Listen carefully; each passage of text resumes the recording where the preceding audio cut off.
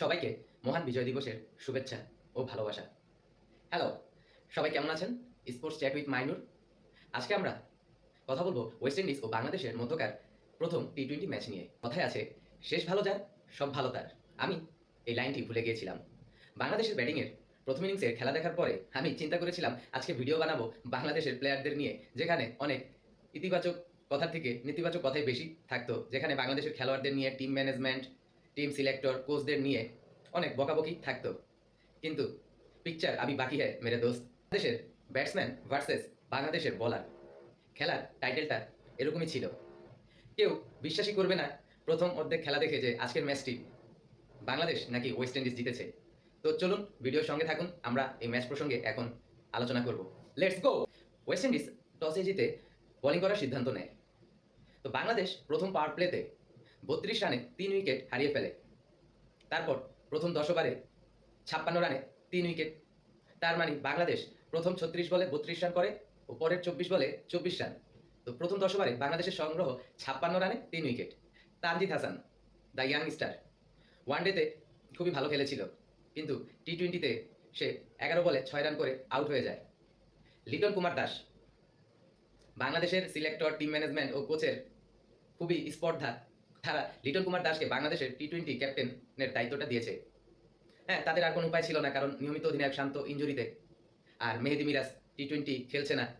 তো টিমে তো আরও খেলোয়াড় ছিল, তাই তো তাসকিন আহমেদকে টি-20-র ক্যাপ্টেন হিসেবে পরিকল্পনা করছেন। তো এর থেকে তো আর ভালো সময় ছিল না, আপনারা চাইলে তাসকিন আহমেদকে ক্যাপ্টেন্সি দিয়ে ট্রাই করতে পারতেন। কিন্তু আপনারা কাকে ক্যাপ্টেন করলেন? যে ওডিআই সিরিজে প্রথমে 2 রান, তারপরে 4 রান ও শেষ ওডিআইতে 0, মোট 6 রান করেছে, তাকে বাংলাদেশের দলের দায়িত্ব দিলেন।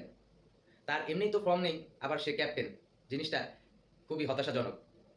তারপর আফিফ হোসেন, প্রথম 5 বলে 0 রান। আমি একটা জিনিস বুঝি না, বাংলাদেশের ব্যাটসম্যানরা টেস্ট খেলা হলে টেস্ট খেলাকে ওডিআইয়ের মতো খেলে, ওডিআই খেলা হলে ওডিআইকে টি-20-র মতো খেলে, আর টি-20 খেলা হলে টি-20কে টেস্টের মতো খেলে। মানে বাংলাদেশের কি এখনো কোন ফরম্যাটে কোনভাবে খেলতে হয় এই নর্মাল কমন সেন্সটুকু নাই? 3 উইকেট হারানোর পরে ক্রিজে আসে জাকের আলী, ওয়ানডেতে সবচেয়ে ভরসার একটি নাম।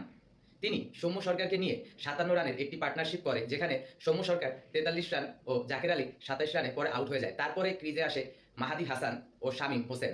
তারা দুইজন 49 রানের একটি পার্টনারশিপ করে, যেখানে মাহাদি 26 রান ও শামীম 27 রান যোগ করে। শামীমের ইনিংসটি ছিল দেখার মতো, 13 বলে 27 রান যোগ করে।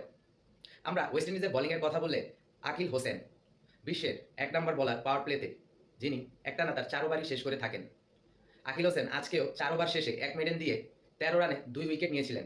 তিনি তার ইনিংসের দ্বিতীয় ওভারে ডাবল উইকেট মেডেন নিয়েছিলেন। সৌম্য সরকার, জাকের আলী, মেহেদী ও শামীম হোসেন পাটোয়ারি, এই 4 জনের জন্য বাংলাদেশ কোনো মতে স্কোরে একটি সম্মানজনক 147 রান যোগ করে। এই মুহূর্তে আমরা কেউ চিন্তা করতে পারিনি বাংলাদেশ এই ম্যাচটি জিতবে। জি হ্যাঁ, সত্যি বাংলাদেশ এই ম্যাচটি জিতেছে। After losing 3 consecutive ODIs, Bangladesh have finally managed to get back to winning ways.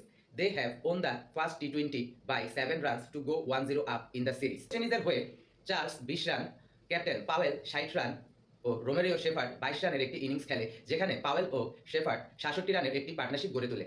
ম্যাচটি একেবারে 20 ওভার পর্যন্ত গিয়েছিল। শেষ ওভারে ওয়েস্ট ইন্ডিজের দরকার ছিল 10 রান, হাতে ছিল 2 উইকেট, ক্রিজে ছিল captain Powell. Hats off Hasan Mahmud, যিনি তার শেষ ওভারে ও 20 নম্বর ওভারে ডাবল উইকেট নিয়েছেন। আমরা যদি বাংলাদেশের বোলিং ফিগার দেখি, তাহলে হাসান মাহমুদ 3 ওভার 5 বলে 18 রান দিয়ে 2 উইকেট, তাসকিন আহমেদ 4 ওভারে 28 রান দিয়ে 2 উইকেট ও মাহাদি হাসান 4 ওভারে 13 রান দিয়ে 4টি উইকেট তুলে নিয়েছেন। আজকের এই ম্যাচে ম্যান অফ দ্য ম্যাচ হয়েছে মাহেদী হাসান। 16 ডিসেম্বর বিজয় দিবস। বিজয় দিবসে বাংলাদেশ ক্রিকেট দল ছিনিয়ে আনলো একটি বিজয়। Double excitement, entertainment. আজকে এখান থেকে বিদায় নিচ্ছি। সবাই ভালো ও সুস্থ থাকবেন। দেখা হবে ওয়েস্ট ইন্ডিজ ও বাংলাদেশের মধ্যকার দ্বিতীয় টি-20 ম্যাচে। আল্লাহ হাফেজ।